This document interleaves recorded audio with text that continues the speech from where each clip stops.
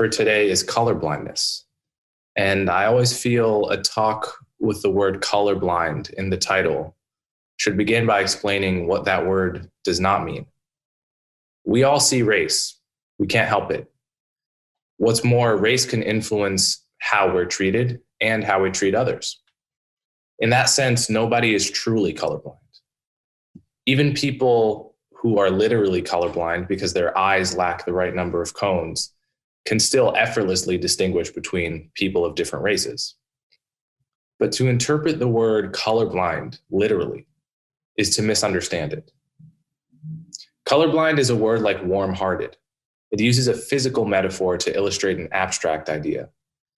To a person, to describe a person as warm-hearted is not to make a claim about the temperature of their heart, but about the kindness of their spirit. And in the same way, to advocate for colorblindness is not to pretend that you don't see race, that you don't notice race.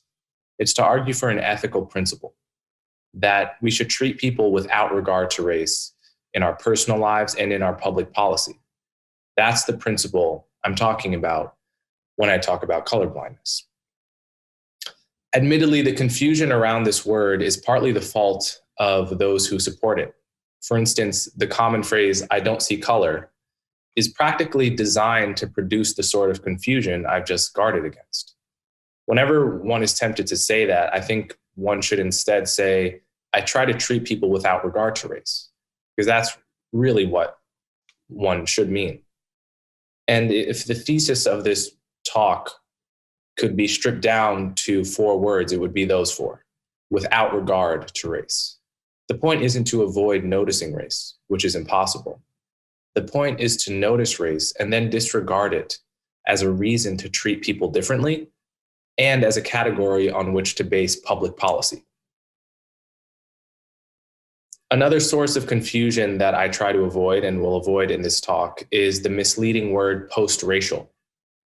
The post in post-racial suggests that there are 2 separate eras: a racial era characterized by the presence of racism and a post-racial era characterized by its absence. And the only question is which era we are currently living in. Because colorblindness in this framework would only make sense during the second racism-free era, many critics of colorblindness have dismissed it on the grounds that we're not there yet, which is to say, we have not yet eliminated racial prejudice. And they're right about that. Racism still exists, racial prejudice still exists, and probably will always exist to some extent. But they frame the issue upside down. Colorblindness is not a synonym for the absence of racism. It's an ideology created to fight racism.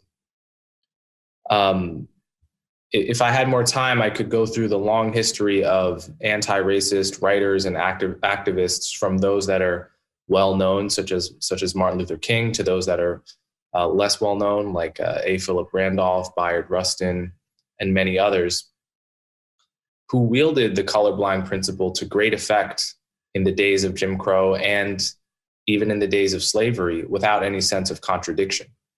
Because the validity of colorblindness doesn't depend on how much racism exists or what alleged era we're living in.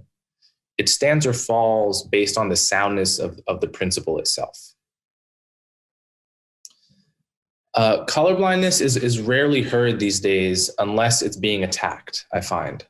When I Google colorblindness race to distinguish it from the ocular condition, 9 of the 10 articles that appear immediately explain why colorblindness is wrong-headed, counterproductive, or racist. And the 10th is a Wikipedia page. Public figures have learned the hard way that supporting colorblindness invites a wave of punishment in the public sphere. Consider, for example, Senator Bernie Sanders, who, when he announced his presidential bid in 2019, went on the radio and had the audacity to suggest that voters should choose candidates, and I quote, "not by the color of their skin, but by their abilities and what they stand for." This was in response to the criticism that he is a white male. So this was a classic expression of the colorblind principle, and to my ears, an expression of basic sanity. and years ago would have been lauded as a progressive statement.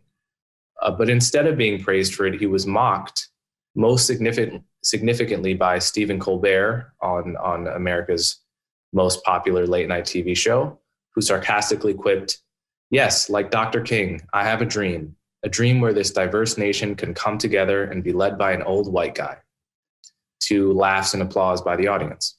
Now, had Colbert read what Martin Luther King actually had to say on the subject of voting, he probably would have held his tongue. This is what Dr. King wrote in his final book, Where Do We Go From Here? "The basic thing in determining the best candidate is not his color, but his integrity." Almost word for word what Bernie Sanders said.